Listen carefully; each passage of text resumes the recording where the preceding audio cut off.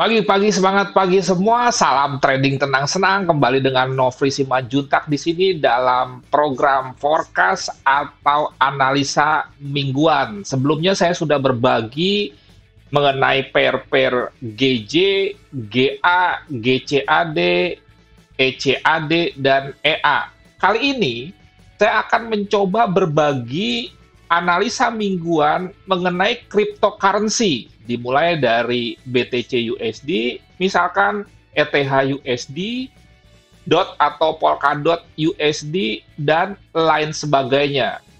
Perlu saya sampaikan kepada Anda bahwa Bitcoin ini kan sebetulnya dalam hal BTC USD dimulai dari, kalau tidak salah itu 2014, dan banyak sekali koin-koin yang lain. Pertanyaannya adalah, apakah kita bisa mendapatkan profit dari cryptocurrency kalau umpamanya di forex gold sebelumnya kita gagal? Kenapa saya tanyakan seperti itu? Karena saya perhatikan banyak sekali trader-trader ini yang mencoba peruntungan dalam tanda kutip. Artinya gini, babak belur dalam trading forex gold, kemudian seperti ingin mendapatkan durian runtuh, berharap profit dari Bitcoin. Saya katakan kepada Anda, instrumen apapun dalam trading yang Anda tradingkan, kalau Anda tidak punya dasar yang kuat, fondasi, analisa teknikal, analisa fundamental, analisa sentimental, oke. Misalkan kita abaikan dalam cryptocurrency mengenai fundamental dan sentimental, tapi paling tidak analisa teknikal itu harus Anda kuasai.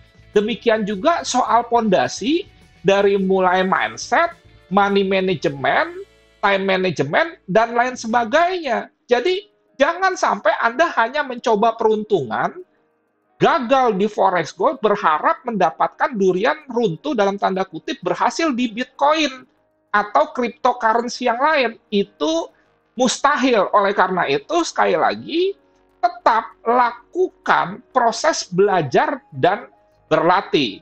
Saya informasikan juga bahwa ke depan saya akan membahas mengenai Bitcoin dari mulai dasar, kemudian perbedaan dengan forex dan gold apa, persamaannya dengan saham apa. Karena secara mendasar saya informasikan dulu bahwa sementara ini Bitcoin adalah satu arah, kita entry buy. Itu yang akan kita tekuni, sehingga mirip seperti saham, tetapi Bitcoin ini 24 jam, bahkan hari Sabtu Minggu pun Anda bisa melakukan aktivitas trading. Nah, Bitcoin ini di satu sisi kebanyakan tidak memiliki leverage alias 1:1. Nah, ini perlu manajemen tersendiri dalam hal keuangan atau money management, dan tentunya berbeda dengan forex gold. Sebagian menyatakan bahwa di Bitcoin kita tidak mungkin margin call. Itu sebetulnya sebuah pernyataan yang tidak 100% benar, tergantung koinnya. Sama seperti di saham. Kalau Anda misalkan trading saham gorengan, bisa saja Anda memang tidak jadi nol, tetapi kalau misalkan Anda trading 100 juta, tinggal 10 juta di saham akibat bermain dalam tanda kutip di saham-saham gorengan, maka itu bisa dikategorikan sebagai margin call juga, walaupun ada 10%.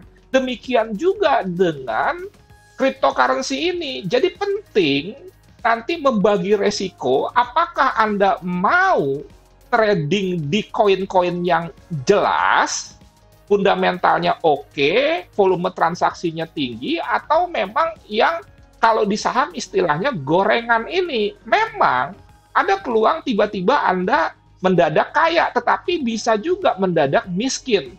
Dengan demikian, dasar kita memasuki cryptocurrency, walaupun memang bukan kecil sekali kemungkinan untuk mendapatkan margin call sama seperti saham, tapi tetap kita harus smart. Kemudian saya juga akan menggunakan beberapa robot untuk saya uji dan nanti saya akan sampaikan ke publik. Misalkan BeatsGap yang tidak mengandung MLM atau BTS Recobot yang mengandung MLM. Nanti akan saya uji dan akan saya sampaikan kepada Anda.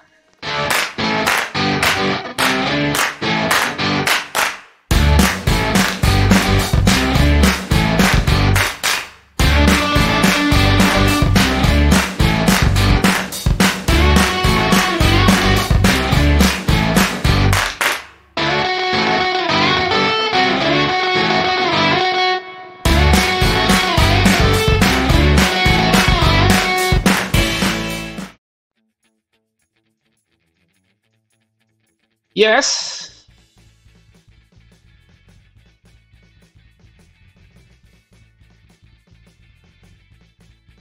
Nah, kita mulai dari BTC USD sebagai pelopor cryptocurrency ya. Kalau Anda perhatikan misalkan di monthly, itu tadi saya katakan dimulai dari Desember 2014 nih chartnya, kemudian mengalami pertumbuhan yang pesat itu sebetulnya di Januari 2019 sampai dengan sekarang.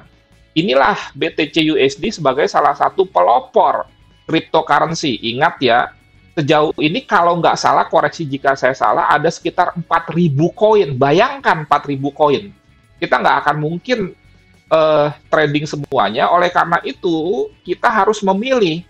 Dan memilihnya itu nanti kalau memang Anda mau 100% yang aman, ya masuk 10 besar transaksinya terbesar. Atau misalkan Anda mencoba bermain dalam tanda kutip yang koin-koin yang gorengan, ya silahkan saja. Kemudian saya menyampaikan forecast ini standarnya D1 tidak sampai ke H4. Kita langsung saja kalau bicara mengenai weekly, Anda perhatikan wave terakhirnya itu adalah ini. Nih, wave terakhir di weekly ya. BTC USD. Nah ini. Perhatikan level-level ini sebagai koreksi. Ini 23,6 sudah ditembus ke bawah, tetapi tertahan di EMA 10. Ada kemungkinan kalau dia masih koreksi dan itu jelas mungkin dia bisa ke sini. Dan di sini ada EMA 20, sehingga dia bisa saja membentuk area. Analisa teknikalnya sama saja, baik itu saham, forex, gold, kripto, dan lain sebagainya. Cuma saya tidak bisa menemukan analisa fundamental dan sentimentalnya, sehingga kita fokus saja ke yang disebut dengan analisa teknikal. Nah, sekarang kita perhatikan lagi ya, turunkan ke daily. Nah ini dia sempat sebelumnya ini membentuk ya boleh dikatakan falling wedge, dan ini juga sebetulnya ada potensi yang disebut, ini rising wedge dan ini ada potensi falling wedge jika dia breakout ini. Lantas kira-kira plan kita gimana? Saya bagi dua. Nanti saya juga secara khusus akan menjabarkan soal money management di dalam melakukan trading kripto ya. Karena biasanya sih memang trading kripto ini kita tidak menginput stop loss.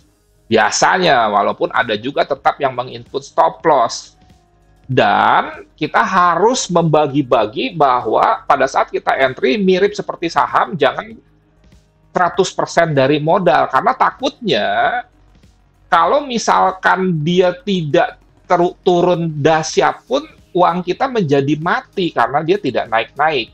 Nah, kemudian kalau Anda perhatikan ini, kita menunggu untuk melakukan aksi buy di sini nih. Ini area buy pertama, karena biasanya saya melakukan aksi buy di cryptocurrency itu 3 kali maksimal ya, tapi juga penuh perhitungan. Nah, ini area buy pertama, artinya kalau misalkan dia turun kembali, saya akan buy lagi di sini paling tidak. Dan kalau kita bicara Fibonacci, wave terakhirnya itu dari sini ke sini. Berbeda dengan di weekly ya.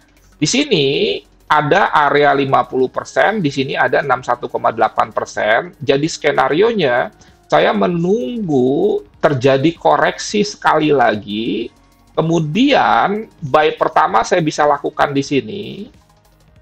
Oke, kemudian nanti Anda perhatikan apakah dia berhasil breakout ini. Kalau dia berhasil breakout ini, Anda bisa profit taking dulu di sini, karena sering sekali peristiwa breakout itu diikuti oleh koreksi. Tetapi kalau misalkan dia turun ke sini, dia masih turun, Anda bisa buy lagi di sini. Itu kira-kira untuk BTC USD. Untuk .USD, Polkadot, ini saya juga punya posisi, ya. Ini saya sudah masuk buy di sini, ya, di hari Jumat lalu. Dan ini wave terakhirnya, ya. Kemudian saya juga menyiapkan untuk kembali melakukan aksi buy di sini, karena di sini ada Fibonacci 78,6. Ingat, cryptocurrency ini saya biasanya, terserah Anda sih, tidak menginput stop loss, tapi saya ketat sekali money manajemennya. Tolong disikapi dengan bijak, dan saya akan berbagi mengenai money management di cryptocurrency. Jadi itu simpelnya untuk Polkadot atau .USD, ya. Buy di sini, kemudian buy kedua di sini. Dan selanjutnya untuk ETH USD, di sini ada potensi koreksi, dan kalau dia misalkan membreakout ini, berarti terjadi pola yang disebut dengan bullish channel, kita bisa melakukan aksi buy. Dan sejauh ini, kalau kita belum punya posisi, bisa melakukan aksi buy kalau dia koreksi ke sini. Nanti Anda bisa buy lagi kalau dia breakout ini, karena terkonfirmasi bullish channel-nya terjadi. Nah, ini buy satunya di sini. Dasarnya ini dari mana? Dari history high sebelumnya di sini. Kemudian ini juga merupakan 38,2%. Kemudian buy 2-nya bisa di sini di 61,8% sekaligus di trendline bawah ini.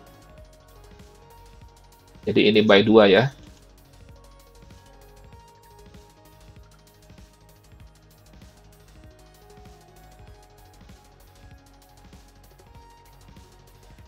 Terakhir, sementara 4 koin saja dulu. XRP USD gimana? Saya menunggu buy di sini. Alasannya sangat sederhana.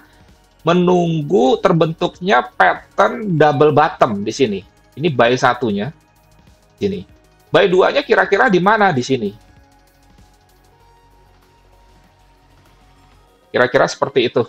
Untuk cryptocurrency dimulai dari BTC USD, ETH USD, .USD, dan XRP USD.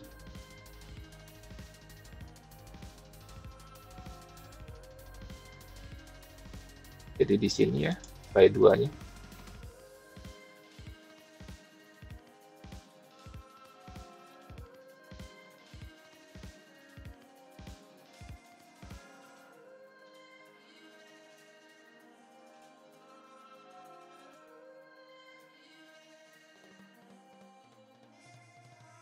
Nah, ini area buy juga.